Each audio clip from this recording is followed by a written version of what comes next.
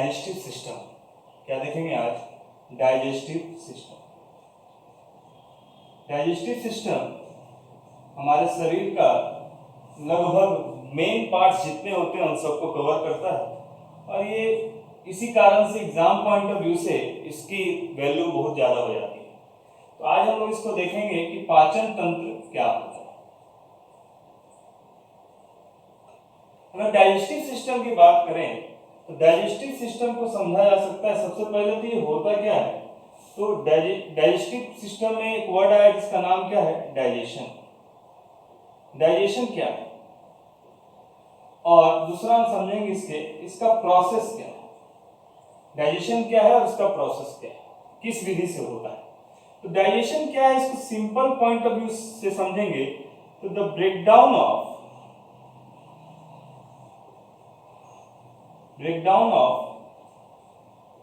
big molecules into smaller molecules is known as digestion। बड़े अणुओं का छोटे अणुओं में, बड़े मॉलिक्यूल्स मतलब क्या होगा, यहाँ पर अणुओं के बारे में बात कर रहे हैं। बड़े अणुओं का छोटे अणुओं में टूटना ही क्या कहते हैं? पाचन। क्या कहा जाता है इसको? अब बड़े मॉलिक्यूल इस प्रोसेस में जो टूटा जाता है, जैसे बड़ा मॉलिक्यूल्स है और इसको किसमें टूटना है? छोटे मॉलिक्यूल्स में। इसके लिए एक नाम यूज किया जाता है जिसका नाम है, जैसे मान लीजिए टूट रहा है तो काटना समझिए इसको, यहाँ एक वर्ड आ जाएगा कैटेबोलिज्म, या फिर इसको कह सकते हैं कैटाबॉलिक प्रोसेस। ठीक है, अपचय। और इसी को अगर उल्टा कर दें, यानी कि छोटे मॉलिक्यूल्स का किसमें होना? बड़े मॉलिक्यूल में, इसको हम कहते हैं उपचय, या फिर इसे कहा जाएगा एनाबॉलिज्म। तो ये दो प्रोसेस होते हैं, एक कैटाबॉलिज्म, एक एनाबॉलिज्म। तो यहां तक समझ में आएगा कि डाइजेशन कैसा प्रोसेस है। तो डाइजेशन एक कैटाबॉलिक प्रोसेस है जिसमें बड़े अणु किसमें टूटते हैं? छोटे अणु में टूटना, इसी को हम लोग क्या कहते हैं? पाचन कहते हैं। आगे की बात करेंगे तो डाइजेशन के ठीक बाद ये कैसा प्रोसेस है, यहां समझ में आ गया होगा। तो कौन सा प्रोसेस है? तो डाइजेशन एक कैटाबॉलिक प्रोसेस है। तो डाइजेशन को के अंदर बात करें तो डाइजेशन को कुल 7 स्टेज में बांटा गया। डाइजेशन प्रोसेस को कुल 7 स्टेजेस में, 7 चरणों में इस पूरी क्रियाओं को समझा जा सकता है। किसको? डाइजेशन को। ये 7 स्टेज क्या है? तो ये 7 स्टेज में सबसे पहला स्टेज जो है उसे हम कहते हैं इंजेशन। क्या कहते हैं? इंजेशन, यानी ग्रहण करना, अंतःग्रहण। तो पहला ही प्रोसेस क्या है? इंजेशन। फिर एक एक करके सारे प्रोसेस को देखेंगे। पहले 7 स्टेज को समझते हैं। तो पहला प्रोसेस को क्या, ये भी पूछा जाता है जीपी में कि कौन सा पहला प्रोसेस होता है, कौन दूसरा प्रोसेस होता है। तो ये क्रोनोलॉजिकल ऑर्डर है, इसको बिल्कुल याद रखना है। सेकेंड प्रोसेस जो होता है वो होता है लारीकरण, या फिर इसे हम कहते हैं सेलिब्रेशन।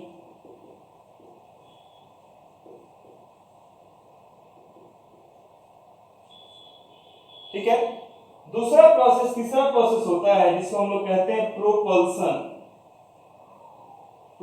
जिसे हम बोलते हैं संचालक, या फिर इसका असली में हिंदी में अगर मीनिंग देखें तो इसका मतलब होता है आगे बढ़ाना। तो 7 स्टेज चरणों की बात करें तो पहला स्टेज क्या हो गया? इंजेशन। दूसरा क्या है? सेलिब्रेशन। फिर क्या है? प्रोपल्सन। चौथा स्टेज है, इसे हम कहते हैं डाइजेशन, जिसे कहा जाता है क्या? पाचन। डाइजेशन प्रोसेस के बाद उसके बाद एक आता है वर्ड जिसे कहते हैं एसिमिलेशन, स्वांगीकरण।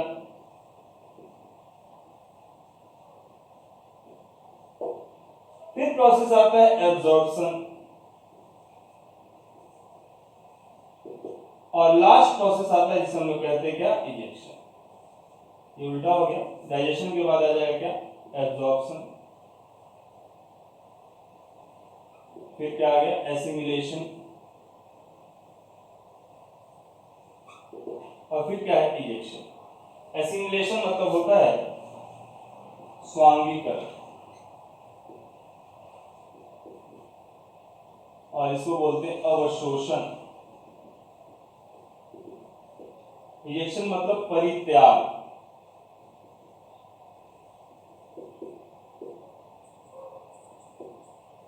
इस 7 स्टेजेस में गुजरता है डाइजेशन और ये प्रोसेस कंप्लीट होता है। इसे हम लोग बोलते हैं 7 स्टेजेस ऑफ डाइजेशन। क्या कहते हैं इसको? 7 स्टेजेस ऑफ डाइजेशन। बिल्कुल क्रोनोलॉजिकल याद कर लीजिएगा। इंजेक्शन से चालू होता है इजेक्शन। क्वेश्चन पूछा जाता है कि डाइजेशन प्रक्रिया कहां से शुरू होती है, तो सबसे पहले इसको देखेंगे क्या किस चीज का पाचन होता है। लेकिन अभी समझने के लिए समझ लीजिए कि डाइजेशन शुरुआत होती है माउथ से और ये जाके खत्म होती है रेक्टम पर। ठीक है, कहां से चालू होती है? मुंह से, और कहां तक जाता है? मलाशय या मल द्वार तक। तो ये जो प्रोसेस है 7 स्टेज, इसको एक एक करके हम लोग देखते हैं। तो डाइजेशन प्रोसेस क्या है? तो digestion is the process of breakdown of big molecules into smaller molecules. पाचन क्रिया वह क्रिया होती है जो बड़े अणुओं को छोटे अणुओं में क्या करता है? तोड़ता है। अब एक एक करके समझते हैं प्रोसेस को, एक एक करके प्रोसेस को समझते हैं। अगर बात करें डाइजेशन की,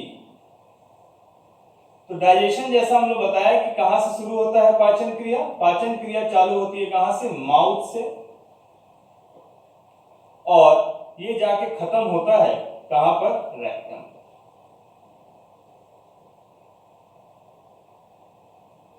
ठीक है, माउथ से कहां जाता है? रेक्टम। तो इसके बीच में एक पाइप होती है, ये पूरी एक पाइप समझ लीजिए। माउथ से लेकर रेक्टम तक एक बहुत लंबी पाइप होती है। इस पाइप को ही कहते हैं हम लोग एलिमेंट्री कैनाल। एलिमेंट्री कैनाल, पाचन नली। ठीक है, और ये जो पाचन नली होती है इसकी कुल लंबाई 33 फीट होती है। कितनी होती है? 33 फीट। अगर इसको बदला जाए तो 1 फीट में लगभग 30.42 सेंटीमीटर होता है। तो आप उसके हिसाब से निकाल सकते हैं कि मीटर या सेंटीमीटर में कितना होता है। तो इसको कुल लंबाई कितनी होती है? 33 फीट, जिसमें मैक्सिमम जो पाइप कवर करता है वो करता है छोटी आंत, जिसे हम लोग कहते हैं स्मॉल इंटेस्टाइन। छोटी आंत, छोटी आंत जो है वो कितना कवर करता है? तो छोटी आंत 33 फीट में 22 फीट लंबाई केवल किसकी होती है? छोटी आंत की। अब ये छोटी आंत 22 फीट हो गया, तो ये टोटल नंबर इसको क्या एलिमेंट्री कैनाल का लेंथ कितना हो गया? 33 फीट। तो डाइजेशन में ये तो बात रही किसकी? पाचन नली की। और इसमें कुछ ग्लैंड है, ग्रंथियां हैं जो इसमें मदद करती हैं। इसे कहा जाता है डाइजेस्टिव ग्लैंड, या फिर यहां पर ये सहायक ग्रंथियों के रूप में आता है। इसमें सैलिवरी ग्लैंड, या फिर बात कर सकते हैं intestine, small intestine, large intestine, एक बहुत बड़ा, या ग्रंथि की जगह मॉर्गन भी लिख सकते हैं। लीवर बहुत बड़ा काम करता है जी पाचन में, ये हो गया। चौथा है पैंक्रियास। ठीक है, तो ये सब चीजें क्या है एक एक करके समझेंगे किसके बारे में क्या है। तो डाइजेस्टिव सपोर्टिव ग्लैंड्स हैं या ऑर्गन्स हैं जो मदद करते हैं किसमें? डाइजेशन प्रक्रिया में। तो यहां तक आपको समझ में आया होगा 33 फीट से लेकर कहां है? 33 फीट में कितना? 22 फीट। अब देखते हैं कि एक एक प्रोसेस क्या होता है, कहां से शुरू होता है, कहां से ये होता है। तो सबसे पहला जो लिखा हुआ है यहाँ पर क्या? माउथ। तो देखते हैं कि माउथ में क्या क्या प्रोसेस होता है। तो माउथ में क्या होता है? तो माउथ में होता है क्या? टीथ और टंग। माउथ में क्या होता है? टीथ और टंग। तो माउथ के बारे में समझते हैं। उसमें सबसे पहला जो टॉपिक है दांत को पढ़ते हैं। टीथ कितने प्रकार के होते हैं?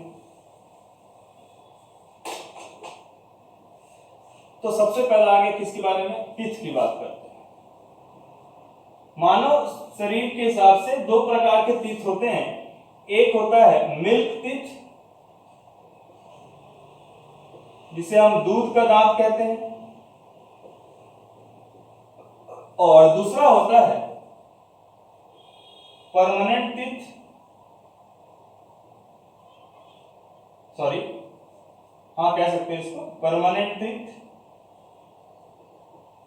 जो बड़ों में आता है। ठीक है, तो दूध की दांत की बात करते हैं। तो दूध की दांत को दूध की दांत क्यों कहते हैं? तो दूध की दांत को दूध की दांत इसलिए कहते हैं कि ये जनरली बना किससे होता है? मिल्क से। किससे बना होता है? मिल्क से, इसलिए इसको क्या बोलते हैं? दूध की दांत। दूध की दांत के बारे में बात करें तो ये कितने महीने में आता है? तो सबसे पहले ये आना चालू होता है 6 महीना में। 6 मंथ में, 6 मंथ का बेबी हो जाएगा तो उसका दूध का दांत आना चालू होगा। ठीक है, दूध का दांत कमजोर भी होता है। दांत में कमजोर मतलब उसकी पकड़ अभी मसूड़े से नहीं हुई रहती है ज्यादा, इस कारण से समय के बाद वो क्या हो जाता है? टूट जाता है। 6 मंथ में आता है दूध का दांत। अब इसके बारे में समझते हैं कि कौन कौन से दांत होते हैं। तो दांत होते हैं जनरली 4 प्रकार के। 4 प्रकार के दांत होते हैं। एक को कहा जाता है इंसीजर, दूसरा होता है कैनाइन, तीसरा होता है प्रीमोलर और चौथा होता है मोलर। यानी कि इसको बोलते हैं कृंतक, कैनाइन हो गया रदनक, और ये दोनों यूज होता है पीसने के लिए। किसके लिए यूज होता है? पीसने के लिए। तो इसका नाम होता है, प्रीमोलर को कहते हैं अग्रचवर्णक और मोलर को कहते हैं चवर्णक। सबका अपना अपना काटने वाला दांत, ये भी लगभग उसी काम का है। और ये दोनों क्या करते हैं? उसका पेस्ट बनाते हैं, जो फिर लार की मदद से उसका पेस्ट बनाते हैं। तो देखते हैं कि दांत कितने कितने होते हैं। इसको लिखा जाता है, इसका पहला लेटर याद रखिएगा ICPM। क्या याद रखिएगा? ICPM। तो ये हमारा मान लीजिए दांत हो गया।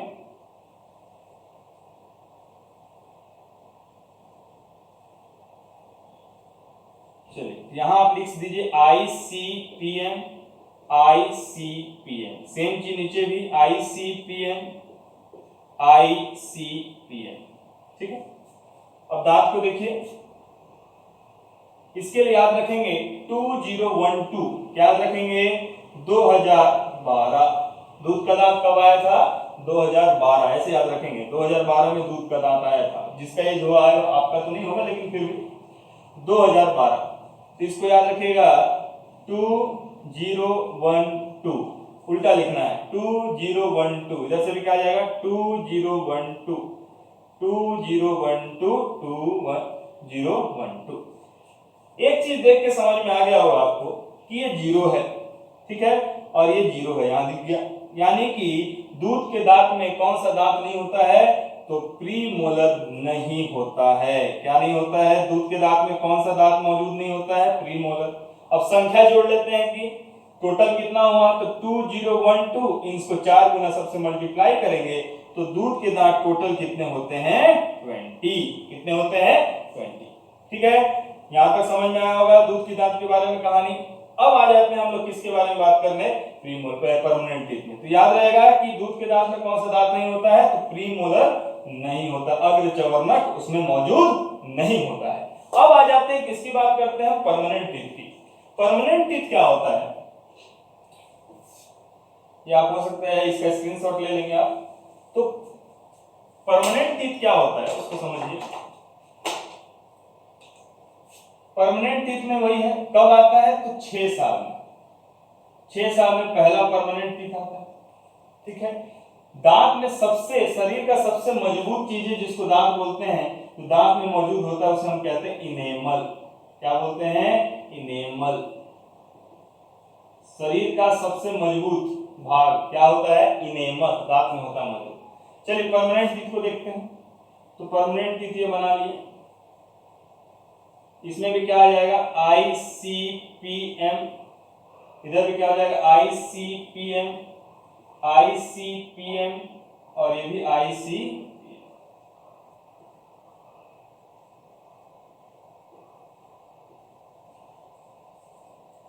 ये हम लोग किसकी बात कर रहे हैं? दूध की दांत। इसके लिए याद रखना है 21, 23।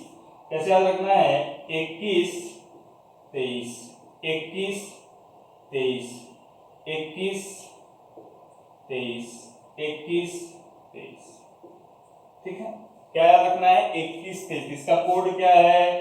21, 23, 2123। ठीक है। अब आप देख लीजिए कौन कितना होता है। तो यहाँ सबसे अधिक क्वेश्चन पूछा है तो हमारे शरीर में कौन सा दांत सबसे अधिक होता है, तो 3 है, तो 3 गुना कितने हो गए, 3 × 3 12। टोटल मोलर दांत कितने होते हैं, 12। ठीक है। इसी तरह सबको काउंट कर सकते हैं, टोटल जोड़ेंगे तो दांत कितना हो जाएगा, 32। हमारे शरीर में सबसे टोटल दांत परमानेंट टीथ कितने होते हैं, 32। एक दांत होता है जिसे हम लोग कहते हैं विजडम टीथ, अक्ल दांत।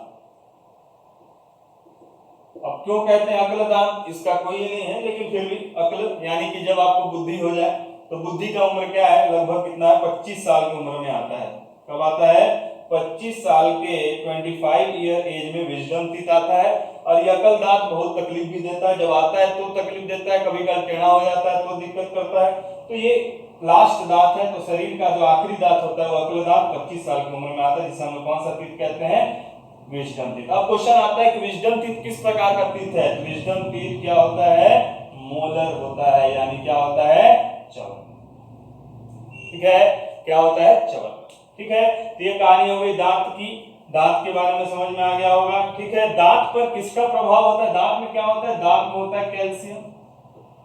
ठीक है, दांत को किससे सबसे ज्यादा प्रभाव होता है, तो दांत कमजोर पड़ जाता है किसके मौजूदगी में, तो पानी में एक तत्व पाया जाता है, ठीक है, जिसे हम लोग कहते हैं फ्लोराइड। दांत में जब फ्लोराइड आ जाता है तो कैल्शियम की जगह कौन ले लेता है, फ्लोराइड। तो याद रखिएगा दांत में फ्लोराइड ही मौजूद हो जाता है। जिसके दांतों में फ्लोराइड की मात्रा ज्यादा होती है, ये जनरली वहां के पानी में होता है जहां पर स्टील प्लांट के इंडस्ट्रीज वगैरह रहते हैं। तो उस फ्लोराइड के कारण दांत में पीला पीला धारी धारी डिजाइन दिखने लगता है। तो वो जो पीलापन दांत है वो किसके कारण है, फ्लोराइड के कारण। ठीक है, तो ये भी बिल्कुल याद रखेंगे, दांत में मौजूद फ्लोराइड होता है। ठीक है, ये हड्डियों को भी कमजोर करता है, कौन, फ्लोराइड। ठीक है, तो ये कहानी रही टीथ की, आप इसका स्क्रीनशॉट ले लें।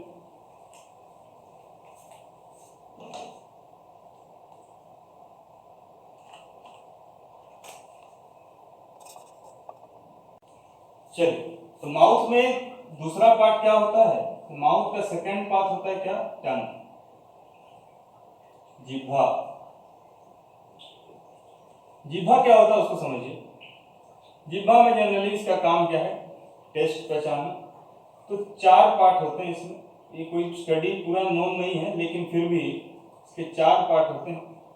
फर्स्ट, फोर्थ, इसे हम लोग कहते हैं टेस्ट बर्ड्स, यानी कि हमारे शरीर में टेस्ट को पता लगाने के लिए मुंह में ये यूज होता है। सबसे पहला ये किसके लिए होता है, स्वीट।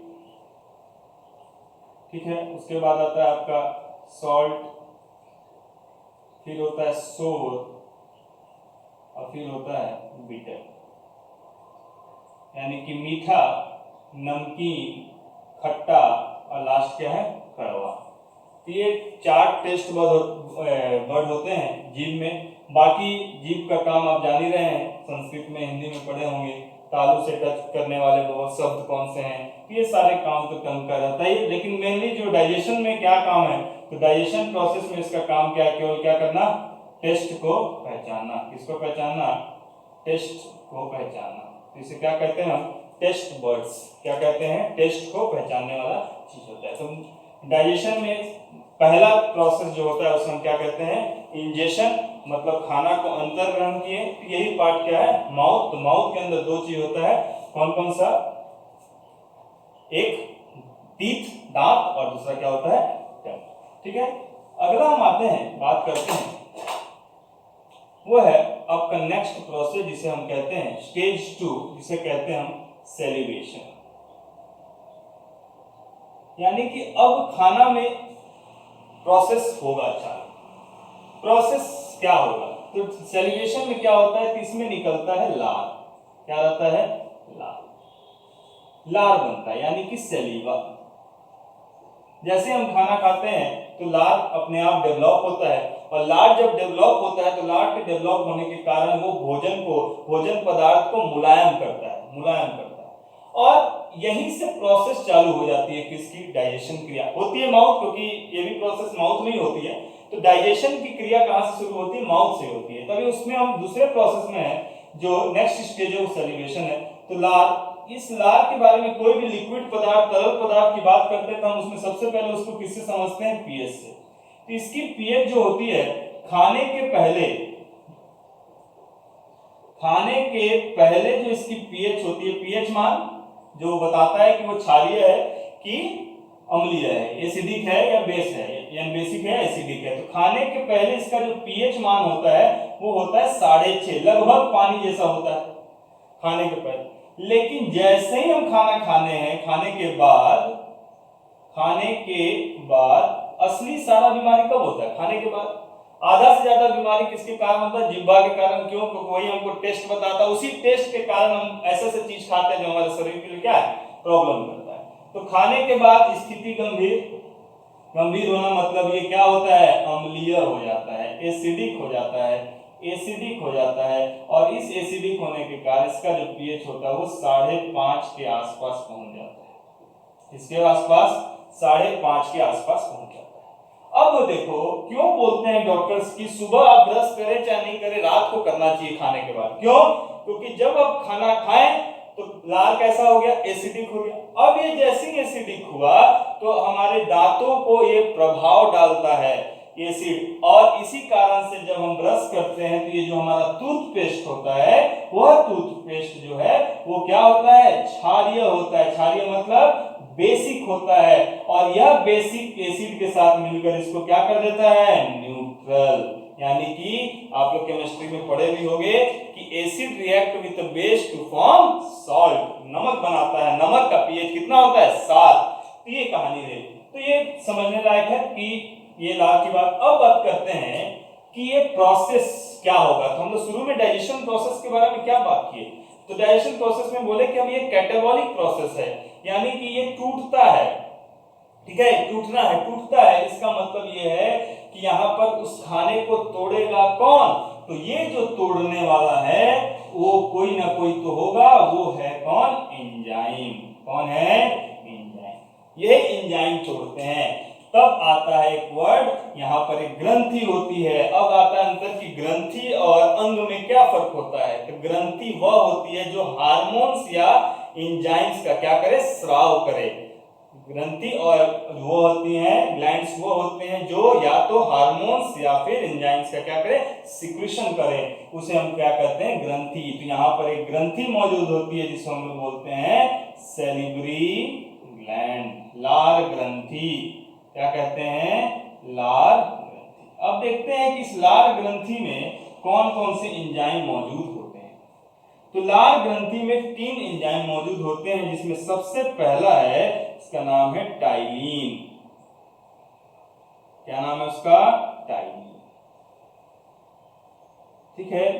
दूसरा जो है उसे हम बोलते हैं लाइसोसाइम। क्या नाम है उसका? लाइसोसाइम। और तीसरा है जो बहुत मदद करता है पाचन में, इसका नाम है अमाइलेज। क्या है? अमाइलेज।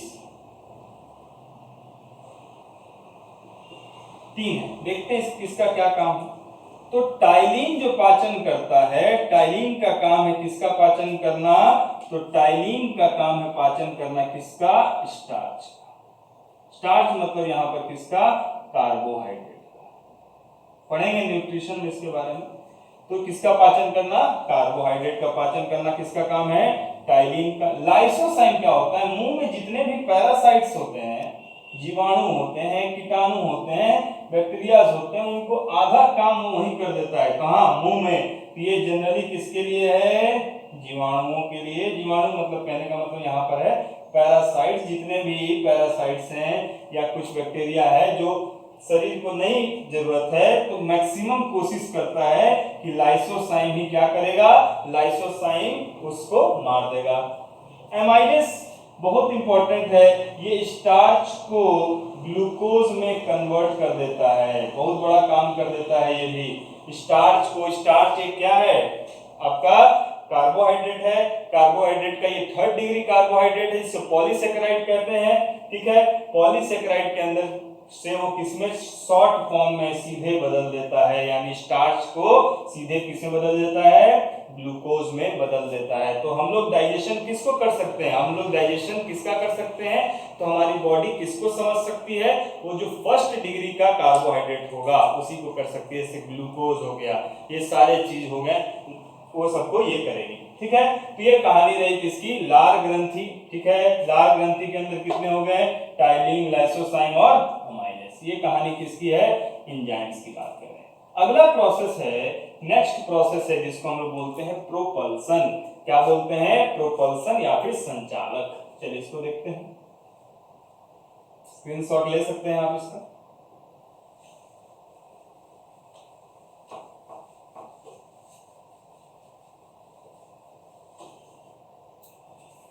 तो प्रोपल्सन क्या होता है, लिखा है संचालक। अब मुंह में खाना तो खा लिए, लार मिल गया, तो डाइजेशन प्रोसेस मुंह से चालू हो गई। नेक्स्ट प्रोसेस है कि जैसे ये हमारा हो गया नोज, नोज से फिर ये आ गया क्या, माउथ, माउथ से दो पार्ट चले गया, एक पाइप के थ्रू, इस पाइप के थ्रू एक पार्ट कहाँ चला गया, कहाँ, स्टोमक में, और दूसरा पार्ट जो है वो किस में चला गया, लंग्स में। तो ये जो भाग है हम लोग ऑलरेडी डिस्कस कर चुके हैं, आप वीडियोस को देख सकते हैं। ये हो गया हमारा रेस्पिरेटरी सिस्टम, और ये पार्ट जो है स्टोमक पार्ट, ये हो गया हमारा डाइजेस्टिव सिस्टम। तो यहां पर एक होता है ढक्कन, पढ़ाया उसको कहते हैं एपिग्लॉटिस। ठीक है, ये जो जहां से ये दो भाग में बढ़ता है इसको बोलते हैं फ्लाइनेक्स, और ये हो गया माउथ, और ये हो गया नोज। और जिस पाइप के थ्रू ये स्टोमक में पहुंचता है इसी को बोलते हैं एसोफेगस। एसोफेगस मतलब होता है पाचन नली, पाचन नली। और इसको मैं बता चुका हूं ऑलरेडी, इस पाइप को क्या बोलते हैं, ट्रैकिया, श्वसन नली। तो ये डाइजेशन क्रिया है, जिस पाइप से खाना को ओसोफेगस के थ्रू कहां पहुंचाना, स्टोमक तक पहुंचाना, अमाशय तक पहुंचाना, अमाशय तक पहुंचाना, यही काम किसका है, प्रोपल्सन का। किसका काम है, प्रोपल्सन का। प्रोपल्सन मतलब संचालक, यही मेन काम करता है फूड पाइप। यही फूड पाइप में चोक हो जाता है। जैसे अभी अब बेसिक अभी तुरंत एग्जांपल है कि ये जो स्वीट इमली होता है, टैमरिंड, सुने थे, स्वीट टैमरिंड। अभी न्यूज में जो अजीत जोगी जी के गले में इसकी बीज को क्या हो गया, अटक गया था। ठीक है, वो यही प्रोसेस से, इसी पाइप में अटकने के कारण जब यहाँ पे अटक जाता है तो ना आप सांस ले सकते हैं, ना आप कुछ खा सकते हैं, वो सारा चीज इस कारण से होता है। तो ये स्वीट टैमरिंड बहुत अच्छा फल है। आजकल आज का मौसम, अभी मौसम उसी चीज का है, जो मीठा, जिसको मीठा इमली जिसे कहते हैं, जिसका पेड़ होता है, काफी आपको दिख जाएगा इधर उधर भी। तो ये प्रोसेस से होता है। तो ये कहानी है यहाँ पर किसकी, ओसोफेगस की। अब देखते हैं कि ये जो थर्ड प्रोसेस है, थर्ड प्रोसेस में क्या होना है, बस खाना का फूड पाइप से कहां तक पहुंचा, स्टोमक। अब प्रोसेस आगे क्या होता है, डाइजेशन के हम थर्ड फोर्थ प्रोसेस में आते हैं, जिसका नाम क्या है, डाइजेशन। तो ये हमारा कौन सा स्टेज था, ये स्टेज 3 था, जिसको क्या कहते हैं, प्रोपल्सन। इसके थ्रू, ओसोफेगस के। नेक्स्ट क्या है उसको देखिए, फोर्थ प्रोसेस है डाइजेशन। डाइजेशन में हम आ रहे हैं जिसमें सबसे पहला जो काम करना है, हम किसके बारे में बात कर रहे हैं, स्टोमक, यानी कि हम बात कर रहे हैं अमाशय। अमाशय पेट, जिसको हम लोग आम भाषा में बोलते हैं। स्टोमक की बात करें, इसकी कुल डायमीटर, व्यास जो होता है वो लगभग 20 सेंटीमीटर, कितनी होती है, 20 सेंटीमीटर होता है पेट। ठीक है, स्टोमक के ठीक ऊपर स्प्लीन होता है, प्लीहा, तो ये होता है। इसके अंदर क्या होता है, इसके अंदर कुछ चीजें होती हैं, उसको समझिए। इसके अंदर, स्टोमक के अंदर आएंगे तो एक जूस होता है, जिस जूस का नाम है गैस्ट्रिक जूस। क्या होता है, गैस्ट्रिक जूस, या फिर इसे हम कहते हैं अमाशय रस। ठीक है, क्या होता है, अमाशय रस। ठीक है, पेट की बात कर रहे हैं, इसमें क्या क्या होता है उसको समझिए। इसमें मूल जो चीजें होती है उसमें एक है HCl, दूसरा क्या है, वाटर। ठीक है, टोटल जो अमाशय रस होता है इसका पीएच जो मान होता है वो 1.5 होता है। कितना होता है, 1.5। पीएच मान कितना होता है इसका, 1.5। क्या क्या एंजाइम्स होते हैं उसको देखिए, एक होता है पेप्सिन और दूसरा होता है रेनिन। पेप्सिन और रेनिन, चार चीजें इसमें होती हैं। कौन कौन सा, पेप्सिन, रेनिन, HCl और वाटर। ठीक है, अब देखिए जनरली HCl के कारण इसका पीएच कितना होगा, 1.5। तो ये हो गया हमारा क्या, पेट।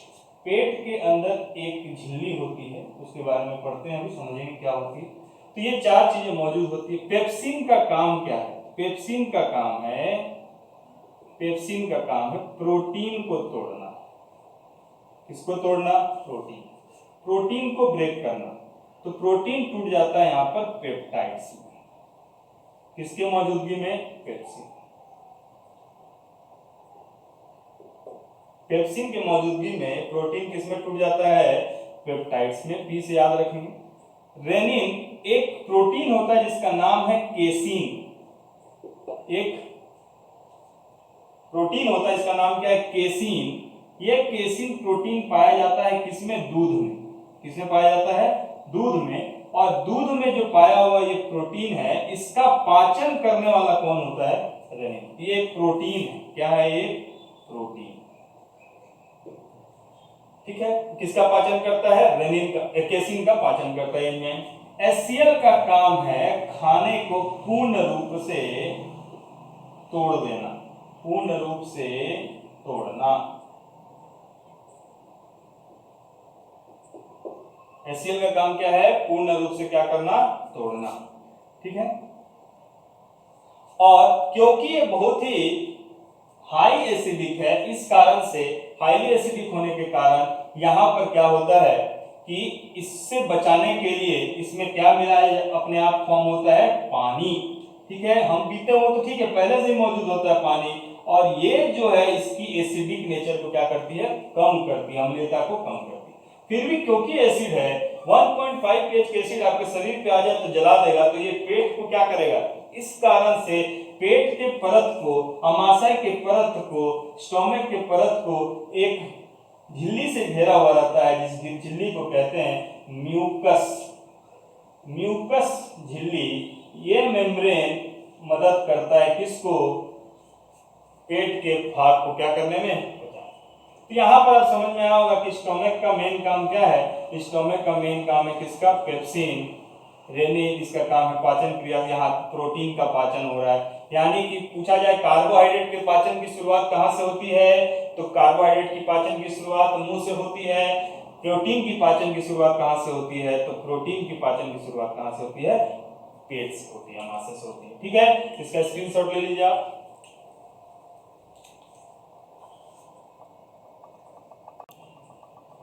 तो स्टेज 3 में ये था हमारा किसका, स्टोमक की कहानी। आगे और देखते हैं प्रोसेस को, डाइजेशन को।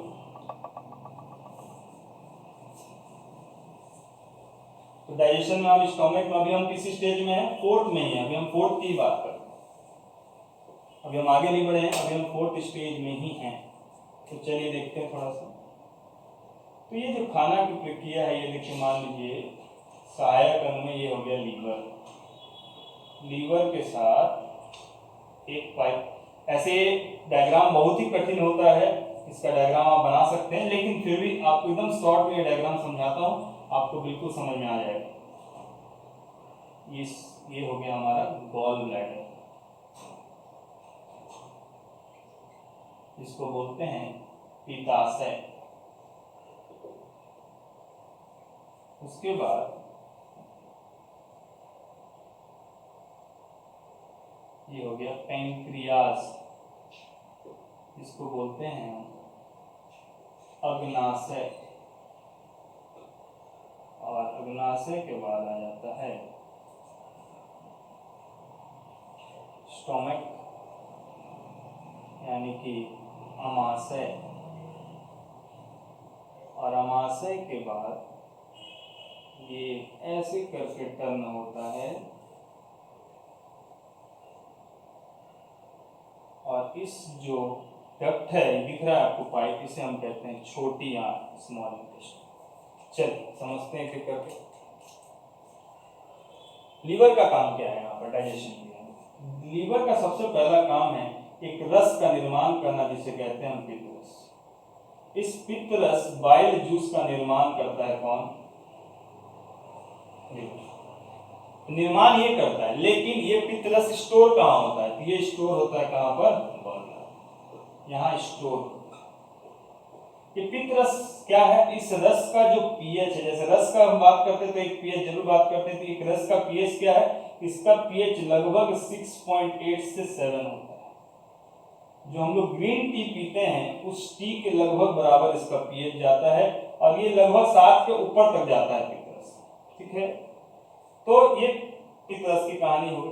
ठीक है, इस पित्त रस में क्या क्या मौजूद होता है उसको देखिए। इसमें कोई एंजाइम मौजूद नहीं होता, क्या क्या मौजूद होता है उसको देखिए। इसको कहते हैं हम लोग ग्रीनिश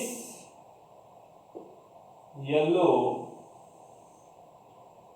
स्टिकी सब्सटेंस, यानी कि हरा पीला चिपचिपा पदार्थ। क्या कहा जाता है इसको? हरा पीला चिपचिपा पदार्थ। हरा क्यों, पीला क्यों, चिपचिपा क्यों, ये कहते हैं। तो इसमें होता है एक बिलीवर्डाइन। बिलीवर्डाइन, तो इस बिलीवर्डाइन के कारण इसका कलर क्या? हरा। येलो नाम सुने होंगे, बिलिरुबिन। चिपचिपा होता है कोलेस्ट्रॉल के कारण। और पदार्थ है तो 3 चीजें होती हैं इसमें, क्या क्या? हरा पीला और स्टिकी। बिलिरुबिन का मतलब क्या है? ये दोनों निर्माण कैसे होते हैं? तो बिलिरुबिन यही मात्रा शरीर में बढ़ जाती है तो क्या हो जाता है? पीलिया। देखिए पानी खराब होता है, सबसे पहले क्या होगा? पाचन क्रिया में प्रभाव पड़ेगा। पानी सबसे पहले किस पर प्रभाव पड़ता है? लीवर। इसलिए जॉन्डिस होती है तो सबसे पहले किस पर प्रभाव पड़ता है? लीवर पर। और लीवर पे क्या है? पित्त रस में अगर कोई प्रभाव पड़ा तो आपको किसमें होगा? दिक्कत हो जाएगा। ये बिलिरुबिन बढ़ने के कारण ही होता है। ठीक है, तीन दोनों कहां से आते हैं शरीर में? तो जब आरबीसी नष्ट होता है, आरबीसी के नष्ट होने पर, किसके नष्ट होने पर? आरबीसी के नष्ट होने पर किसका निर्माण होता है? बिलिरुबिन और बिलिरुबिडाइन और बिलिरुबिन। इसका नाम क्या है? बिलिरुबिडाइन। ठीक है, इन दोनों का। कोलेस्ट्रॉल, कोलेस्ट्रॉल क्या होता है? कोलेस्ट्रॉल मौजूद होता है शरीर में, इसका नाम तो सुने होंगे और इससे लोग बहुत भागते हैं। ये कोलेस्ट्रॉल जनरली फैट वगैरह के जो ऑयली पदार्थ से मिलता है और ये चिपचिपा पदार्थ होता है। इसकी बढ़ने से क्या होता है? बढ़ने के कारण क्या होता है? खून में अगर कोलेस्ट्रॉल की मात्रा बढ़ेगी तो खून क्या हो जाता है? गाढ़ा हो जाता है। तो हार्ट को पंप करने में क्या होता है? दिक्कत। जैसे पाइप में कचरा चौक हो जाता है तो पाइप धीरे धीरे पानी सप्लाई करता है, धीरे धीरे उसका पाइपलाइन पूरा चोक्ड हो जाता है। उसी तरह कोलेस्ट्रॉल धीरे धीरे वेन्स के जो हमारे नर्व्स होते हैं उसमें क्या होता है? किनारे किनारे चिपकते एक बार वो क्या हो जाता है? ब्लॉकेज। और इस ब्लॉकेज के कारण क्या हो जाता है? हार्ट अटैक आता है। हार्ट के बारे में ऑलरेडी मैं लेक्चर डाल चुका हूं, उसको समझ लेंगे। तो ये कहानी रही किसकी? कोलेस्ट्रॉल की। तो ये जनरली प्रोसेस यहाँ पर है। ये बाइल जूस को कौन स्टोर करता है? Gall bladder. और ये जनरली फैट को सिंथेसिस करने में बहुत मदद करता है, सिंथेसिस ऑफ फैट। ठीक है, किसके बारे में बात कर रहे हैं? बाइल जूस के बारे में बात कर रहे हैं। तो गॉल ब्लैडर, इसी गॉल ब्लैडर में छोटी छोटी पथरी फॉर्म हो जाती है। क्या बन जाती है? पथरी।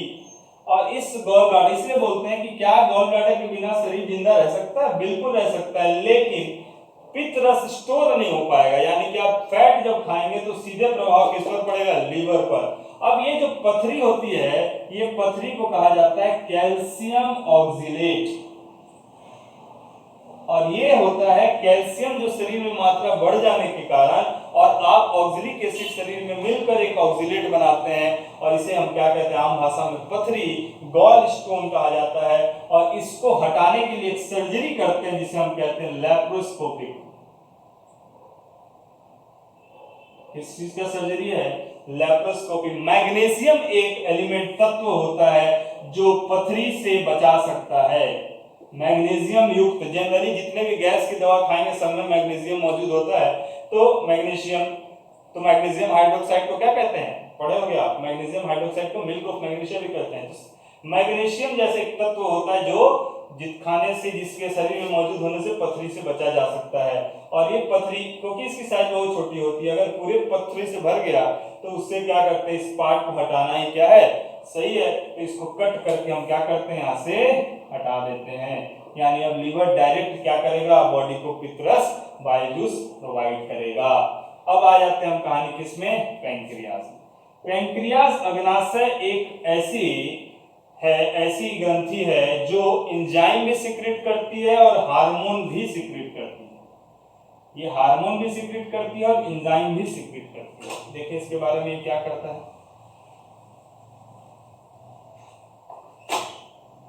तो पैंक्रियास के अंदर जो रस होता है उस रस को क्या कहते हैं, अमाशय रस।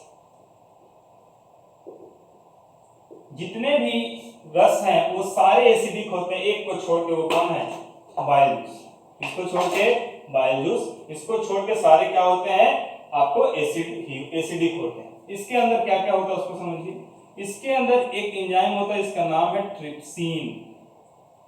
क्या नाम है, ट्रिप्सिन। हम पढ़े थे प्रोटीन सबसे पहले किसमें टूटा, पेप्टाइड्स में। पेप्टाइड्स किसमें टूटा, पेप्टोन्स में। ये जो टूटा किस एंजाइम के मौजूद में, ट्रिप्सिन। और ये किसमें टूटा था, पिटाइलिन या इसको टाइलिन कहते हैं, ठीक है, पेप्टोन्स। अब ये हो गया हमारे पास क्या, ट्रिप्सिन। किसकी बात कर रहे हैं, पैंक्रियास की। तो पैंक्रियास में क्या मिल गया आपको, ट्रिप्सिन नाम का एंजाइम पाया जाता है। मोस्ट इंपॉर्टेंट है, पैंक्रियास के बारे में जान जाएंगे क्या, कौन सा एंजाइम पाया जाता है, ट्रिप्सिन। किसमें मदद करता है जी, प्रोटीन के पाचन में। दूसरा आता है लाइपेज। लाइपेज एकलौता एंजाइम है जो फैट का पाचन करता है, यानी फैट को किसमें तोड़ता है, फैटी एसिड में। याद रखिएगा प्रोसेस को, फैट को किसमें तोड़ना होगा, simpler form fatty acid. Protein किसमें टूटता है, अमीनो एसिड में, ठीक है। इसके बारे में बाद में बात करेंगे। तो अभी हम लोग याद रखिए फैट को किसमें तोड़ता है, फैटी एसिड में। यानी कि क्वेश्चन आएगा कि वसा का पाचन कहाँ होता है, तो वसा का पाचन करने में बहुत बड़ा योगदान कौन है, लाइपेज का। किस कौन है, लाइपेज का। तो ये कहानी रही किसकी, पैंक्रियास की। स्टोमक को हम देख ही चुके हैं। अब आते हैं हम किसके बारे में बात करते हैं, छोटी आंत की। तो यहां तक एंजाइम्स क्लियर हो गए होंगे, आप इसको नोट कर लीजिए या फिर इसका स्क्रीनशॉट ले लीजिए।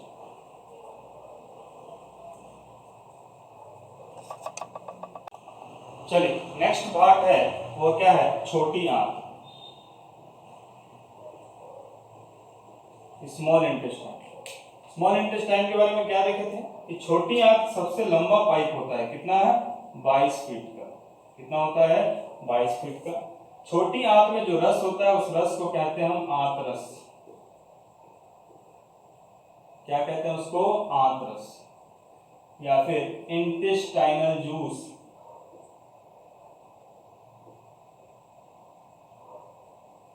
क्या कहते हैं, इंटेस्टाइनल जूस। अब इसके बारे में देखो, इस रस में क्या क्या मौजूद होता है। इसमें होता है माल्टेज, सुक्रेज, लैक्टेज। तो सेकेंड डिग्री कार्बोहाइड्रेट जिसे हम कहते हैं डाइसैकेराइड, क्या कहते हैं, डाइसैकेराइड। कौन कौन से होते हैं, माल्टोज, सुक्रोज और लैक्टोज। इन तीनों कार्बोहाइड्रेट को डिग्री 1 में लाना काम किसका है, तो माल्टोज को पचाने वाला कौन है, माल्टेज। सुक्रोज को पचाने वाला सुक्रेज। लैक्टोज को पचाने वाला किसमें पाया जाता है, लैक्टेज, मां के दूध में। मां के दूध में पाया जाने वाला, ठीक है। इसी में एक बैक्टीरिया भी आता है, क्या नाम है, लैक्टोबैसिलस बैक्टीरिया, ठीक है। तो ये पाचन करता है, तो इस एंजाइम का नाम क्या, माल्टेज। और ये तीनों किसको पाचन करता है, तो ये माल्टोज, आसान याद करना। ये किसका करेगा, सुक्रोज। और ये क्या, लैक्टोज। यानी कि सेकेंड डिग्री से 1 डिग्री आने का मतलब क्या है कि यहां पर आखिरी क्रिया हो रही है पाचन की। यानी कि हम लोग 3rd डिग्री से कहां पहुंच गए, सिंगल, यानी कि कैटाबॉलिक प्रोसेस पूरा हुआ और यहाँ पर डाइजेशन का पूर्ण पाचन, यानी कि पूछा जाए क्वेश्चन कि शरीर का पूर्ण पाचन किस भाग में होता है, तो पूर्ण पाचन, total digestion process is done in small intestine, छोटी आंत में होता है। पूर्ण पाचन कहाँ होता है, छोटी आंत में होता है। ठीक है, तो ये कहानी रही किसकी, छोटी आंत की। तो छोटी आंत का बात हो गया यहाँ पर माल्टोज, सुक्रोज और लैक्टोज। अब आते हैं यहाँ पर डाइजेशन क्रिया खत्म हो गई। अब आते हैं हम अगला नेक्स्ट स्टेज 5वां। अब देखिए ये जो दिख रहा है आपको, ये जो डक्ट दिख रहा है, इस डक्ट में 3 भाग होता है। ठीक है, जुजेनम, डुडेनम, ठीक है, ठीक है, तो ये 3 पार्ट हो गए। ठीक है, अब ये जो 3 पार्ट है, जुजेनम, ड्यूडेनम, इलियम, ठीक है, ये 3 पार्ट होता है ड्यूडेनम।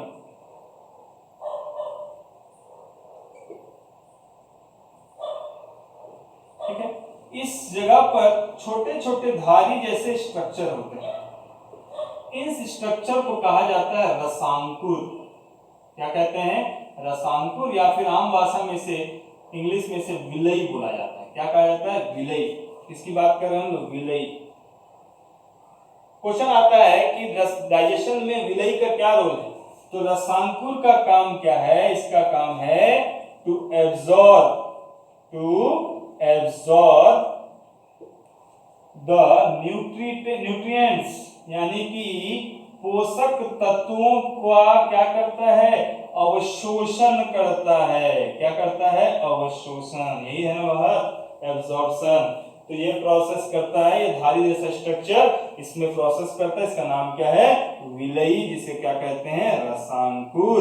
और ये काम हो गया, तो क्या एब्जॉर्ब करना ही डाइजेशन था, नहीं, इस पोषक तत्वों को शरीर के पूरे भागों में क्या करना, पहुंचाना। और हमारे शरीर के अंग अंग में कौन पहुंचता है, रक्त पहुंचता है, ब्लड पहुंचता है, और उस प्रोसेस को करने का काम कौन करता है, एसिमिलेशन। यानी कि एसिमिलेशन छठवां प्रोसेस क्या है, छठवां प्रोसेस है, 6th स्टेज है एसिमिलेशन। और ये एसिमिलेशन क्या है, एसिमिलेशन क्या है, पोषक तत्वों का ब्लड में क्या करना, मिक्स करना। मिक्स करने से ये पोषक तत्व शरीर के पूरे भाग में क्या होगा, पहुंच जाएगा। हमारे शरीर के हर पार्ट में एनर्जी की जरूरत है, वो पोषक तत्वों से मिलेगा। ठीक है, तो ये हो गया 6th प्रोसेस। अब आते हैं हम परित्याग। तो जितने काम की चीज थे तो हम उसको ले लिए, हमको अब क्या करना है, जो बचा हुआ चीज है, जो वेस्ट मटेरियल है, उसको हमको क्या करना है, बाहर निकालना है। और ये प्रोसेस अब खत्म होने को है, डाइजेशन। और नेक्स्ट प्रोसेस है क्या, स्मॉल इंटेस्टाइन तक पहुंच चुके हैं। छोटी आंत के बाद ये जाता है सीधे कहां पर, बड़ी आंत के पास, जिसे हम लोग बोलते हैं लार्ज, क्या कहते हैं इसको, लार्ज इंटेस्टाइन।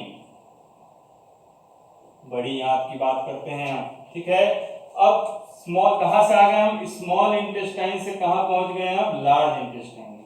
लार्ज इंटेस्टाइन में क्या होता है उसको देखिए, इसमें 3 भाग होते हैं।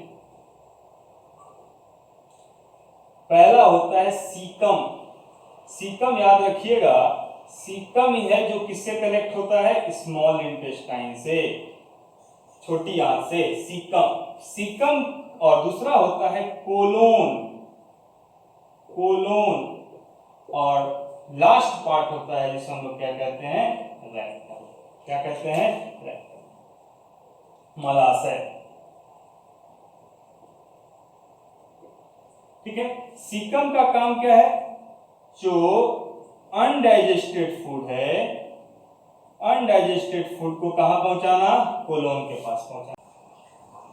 तो सीकम का काम क्या है, अनडाइजेस्टेड फूड को कहां ले जाना, कोलोन के पास ले जाना। अब आते हैं कोलोन में। कोलोन में क्या होता है कि यहां पर एक बैक्टीरिया होता है जिसका नाम है ई कोली बैक्टीरिया। क्या नाम है, ई कोली बैक्टीरिया, ई कोली जीवाणु। इसका काम क्या है, देखिए शरीर से पानी बाहर नहीं होना चाहिए किसी भी हाल में। पानी यूरिन जो निकलता है वो फिल्टर होके वेस्ट निकलता है। तो शरीर के जो पानी है उसको नहीं निकलना चाहिए, उस पानी को यानी कि जो वेस्ट में पानी मौजूद है उस पानी का क्या करता है, अवशोषण करता है। इसकी खूबी क्या होती है, इस बैक्टीरिया की खूबी क्या है, पानी को क्या करना, अवशोषित करना। अब ये अवशोषित करता है पानी को, और अगर इसकी मात्रा यानी कि खराब खाना खाने से नष्ट होता है, और नष्ट होने के कारण क्या होगा कि आपके वेस्ट में पानी की मात्रा अधिक होगी, और पानी की मात्रा अधिक होगी तो आपको क्या हो जाता है, लूज मोशन। क्या हो जाता है, लूज मोशन। ठीक है, उसके यही काम है किसका, कोलोन का। और अब जो बचा वेस्ट मटेरियल सीधे कहां पहुंच जाता है, रेक्टम तक। कहां पहुंच जाता है, रेक्टम तक। और रेक्टम से मल द्वार के थ्रू वेस्ट जो है वो क्या हो गया, बाहर आ जाता है। किसके थ्रू, मल द्वार के थ्रू वेस्ट जो है वो क्या होगा, बाहर आ जाएगा। और यहाँ पर जो हम लोग माउथ से डाइजेशन क्रिया चालू किए थे वो रेक्टम पे आके क्या हो जाता है, खत्म हो जाता है। ठीक है, यहाँ तक रहा कहानी किसकी, डाइजेस्टिव सिस्टम की। डाइजेस्टिव सिस्टम शुरुआत कहाँ से होता है, इंजेक्शन से, और अंत कहाँ होता है, इंजेक्शन से। ठीक है, थैंक यू।